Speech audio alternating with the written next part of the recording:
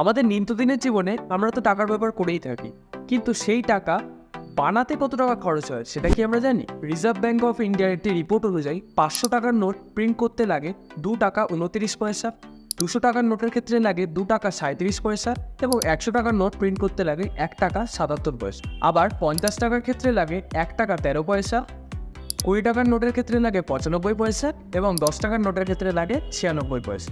এক্ষেত্রে 20 টাকার note print করা সস্তা 10 টাকার নোটের চেয়ে, আবার 500 টাকার নোট প্রিন্ট করা সস্তা 200 টাকার নোটের চেয়ে।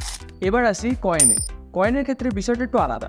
1 টাকার কয়েন বানাতে লাগে 1 টাকা 11 পয়সা, 2 টাকার কয়েন বানাতে লাগে 1 টাকা 28 পয়সা, 5 টাকার ক্ষেত্রে লাগে 3 টাকা 69 পয়সা এবং 10 টাকার ক্ষেত্রে লাগে 5 টাকা 54 পয়সা। লক্ষ্য করে দেখুন, 1 টাকার কয়েন তৈরি করতে যত টাকা লাগে 10 টাকা তৈরি করতে কিন্তু তার থেকে অনেক কম টাকা লাগে।